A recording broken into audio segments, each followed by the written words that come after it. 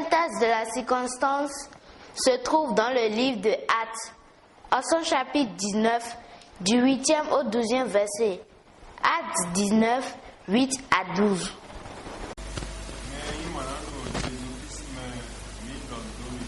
Bien-aimés dans le Seigneur Jésus-Christ, nous vous saluons dans la grâce du Père.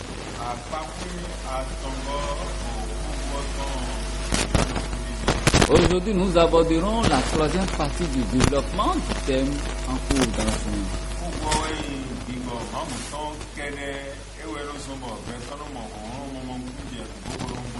Ce thème est intitulé « Seul l'Esprit de Dieu confère à l'homme la capacité de concevoir ou créer ».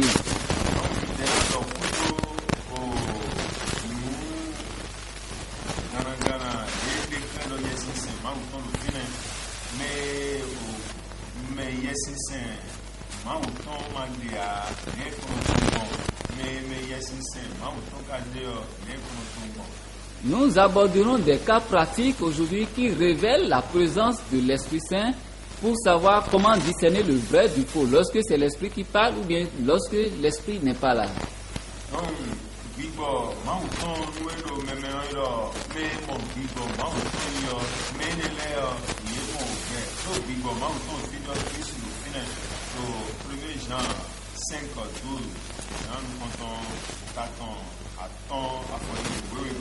En 1 Jean 5, 12, il a été révélé que l'Esprit de Dieu, là où est l'Esprit de Dieu, là est la vie, parce que l'Esprit de Dieu est source de vie.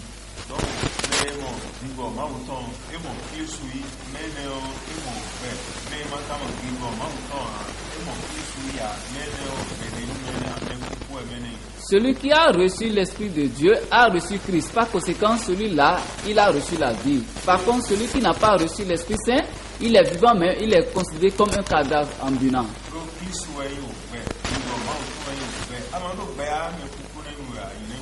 Puisque c'est Christ qui est la vie, c'est l'Esprit de Dieu qui est vie. Et si tu n'as pas l'Esprit de Dieu, mais ça sous-entend que tu n'as pas la vie.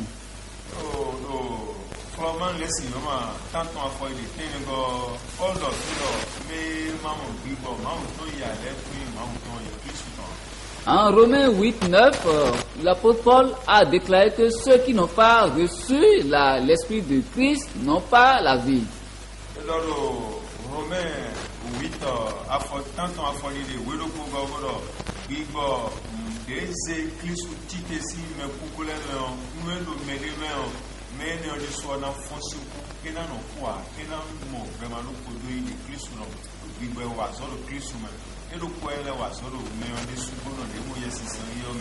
En Romains 8, 12, il est déclaré que l'Esprit de Christ qui a relevé Christ du séjour des morts, lorsque cet esprit est sur quelqu'un, cet esprit relève celui-là aussi de la mort, et celui-là a la vie en lui.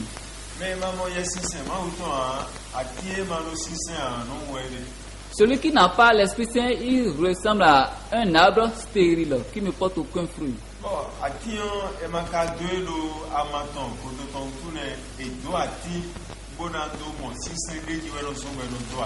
L'arbre n'est pas planté pour qu'on contemple ses feuillages et que ça passe. Non, l'arbre est planté pour qu'on puisse jouir de ses fruits, pour qu'il porte des fruits et pour qu'on en jouisse.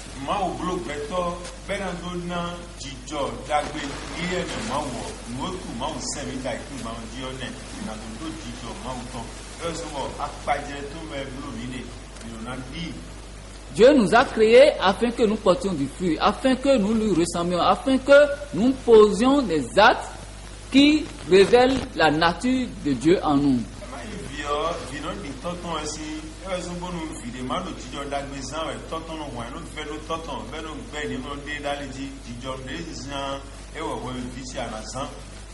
Dans une famille, le père est souvent attristé et affligé lorsque l'enfant n'a pas les aptitudes que lui, le père, il a en lui. Ça le désole.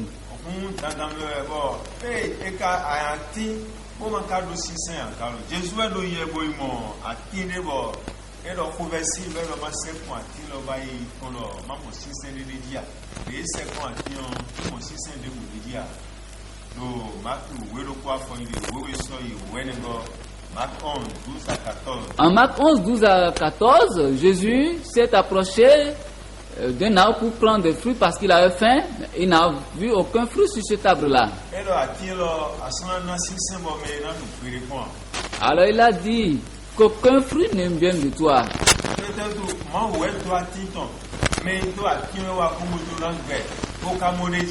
Puisque le but de l'arbre, sa destinée, c'est de produire du fruit. Et c'est son créateur qui est venu maintenant pour jouir de ces fruits-là et il n'en trouve rien.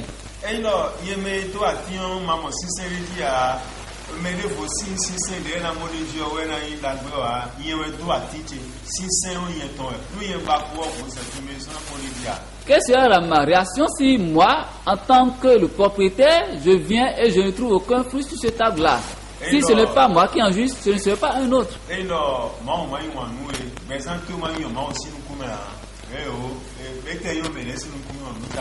Si ta vie n'est pas plaisante ni agréable à Dieu, même si ça plairait au monde et que ça ne plaît pas à Dieu, là c'est inutile.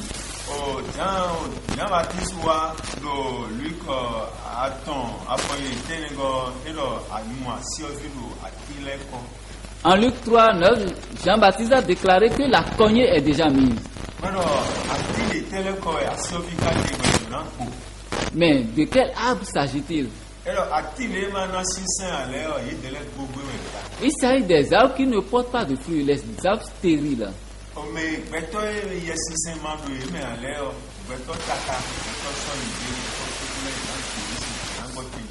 Ceux qui n'ont pas l'Esprit Saint en eux, ceux qui sont là, stériles, inutiles, c'est eux qui sont arrachés.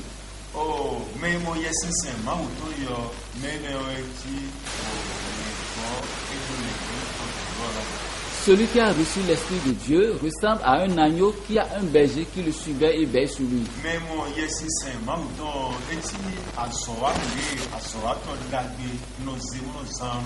Celui qui a reçu l'Esprit de Dieu ressemble à un instrument efficace dans les mains de son utilisateur.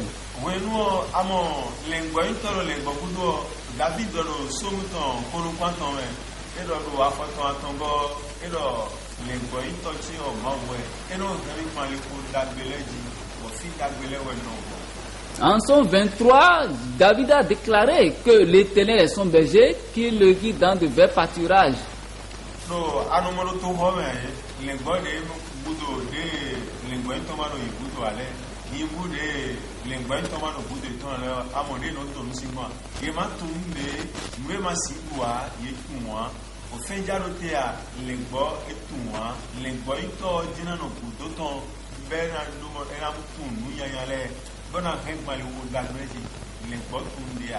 Vous devez faire la remarque souvent dans les villes, lorsque les troupeaux circulent, un troupeau qui circule et qu'il n'y a pas de berger derrière lui, mais vous allez remarquer que ces bêtes sont souvent en dérive, traversent les espaces, n'importe comment, cassent tout, ne savent même pas quelle herbe il faut goûter, quelle herbe est toxique et n'est pas bon à la consommation. Ils n'ont aucun code de conduite.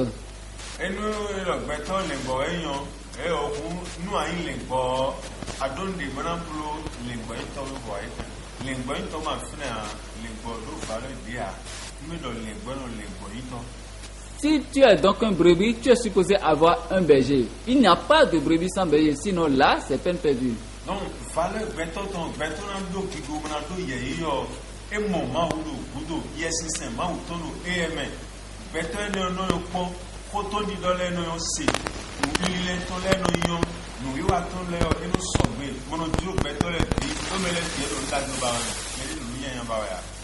la valeur, le prestige d'un homme, si ça souffre de son appartenance à Dieu, lorsqu'il est ancré en lui. Ainsi, tout ce qu'il porte comme fruit est agréable. Tout ce qui émane de lui est agréable et plaise aux hommes.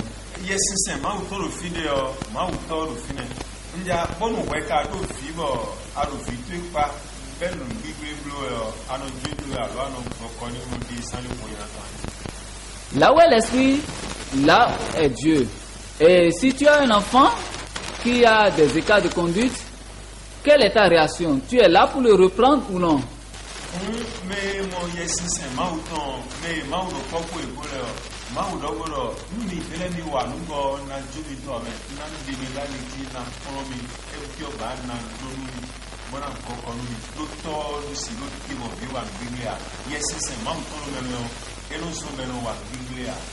C'est pourquoi ceux qui sont en Dieu, Dieu les déclare qui ne les laissera pas, même s'ils dévient du chemin, il va les reconduire sur la voie.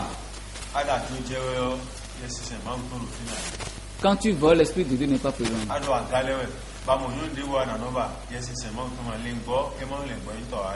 Quand tu es animé de l'esprit de débauche et de fornication, c'est que l'Esprit de Dieu n'est pas là.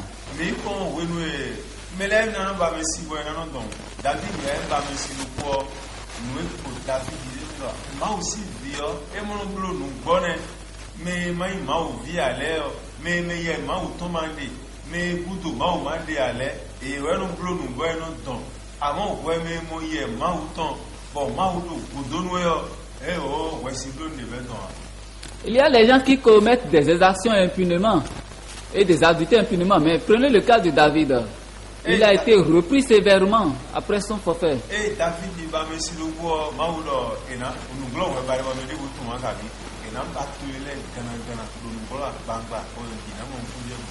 Dieu l'a châtié d'une manière mémorable que lui-même n'oublierait jamais.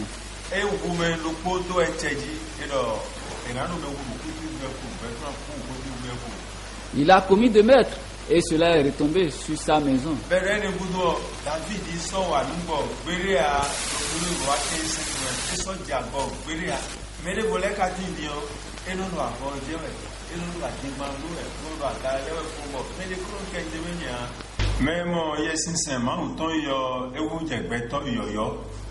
Celui qui a reçu l'Esprit de Dieu devient une nouvelle créature.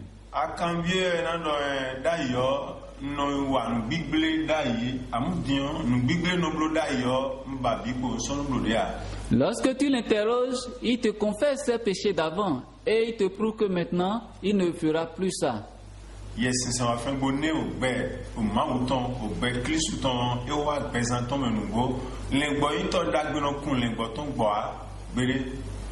Ça montre qu'il a la présence désormais de l'Esprit Saint en lui et qu'il est sous la direction d'un berger qui ne le laissera pas aller à la déviance.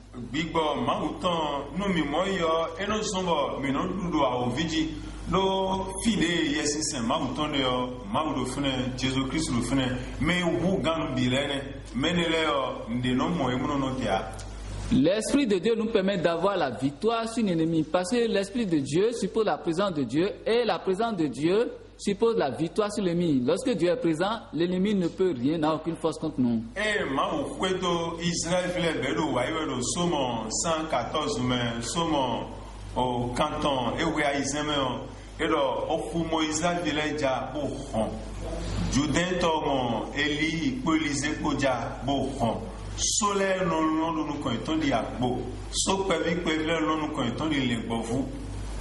Il a été déclaré dans les paroles saintes que la mer a reculé devant les enfants d'Israël parce qu'ils étaient conduits par le Maître de l'univers. Le Jourdain a reculé devant eux, les montagnes ont sauté comme des béliers à l'approche du peuple de Dieu parce que Dieu était présent.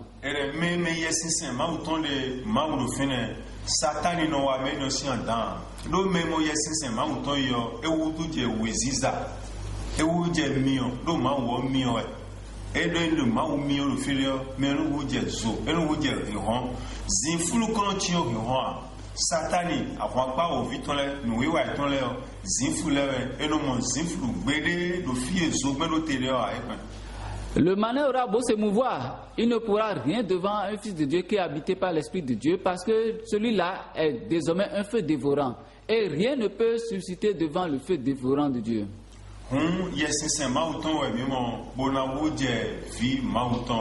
Romains 8 Romains tanton afoile afoton sa foton kun yesinsin we no zombe wo je vi mauton bo mi o mi ayro ma mi tondo papa bo adon debu bawo no doni enation.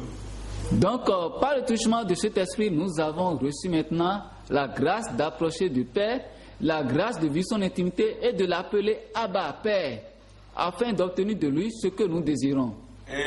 Yesinsin we Jésus Christ e wazona yesinsin apostole ye momodo wazo dakudakule ewe papa shofa mombo wazo dakudakule wekalo we omoidian eteka decredo amoi adaso wawe di togo mitole a vibo di to enwe a alo vima di to enwe a to mitole azo de walene.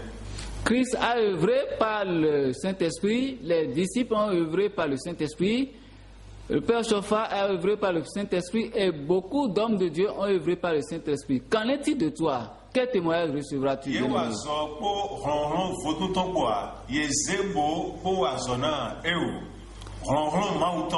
Papa Javalo, la puissance de Dieu, et nos raisons, et nos frontières, et nos waludioulés, et nos yangbouamawele, mauton, yesinsin, mauton, no wazole, welkado dia. Ils n'ont pas œuvré avec les forces ténébreuses, ils ont œuvré avec l'Esprit de Dieu. Est-ce que toi, tu es investi de cet esprit en toi? Donc, Bepliton, yesinsin, mauton, mais moïleo, moï, mauton, no goéroï, wanou, mau, tcheke. Bono yi wanu beto de do apa eton le de subo no donc yesinsin mauton Kristo meni bio e koro bio ba mawu no teme gbere o lo liku wero ko so e watongo me e no bio yesinsin mauton mawu no teme no e na viche bena wanu pipe wona dime no e na do asite bo viche na bio bo na te gbere ai pe mumi no bio yesinsin mauton de mi ton le e na chelo no vile. L'amour de Dieu repose sur les enfants de Dieu. Et lorsque nous demandons, il nous accorde. Lorsque nous avons l'amour de Dieu, nous sommes dans sa grâce. Aspirons à cet amour, aspirons à l'Esprit Saint, puisque le Seigneur dit, lorsque vous le demanderez, on vous l'accordera. Que la grâce de Dieu soit avec nous, bien-aimés.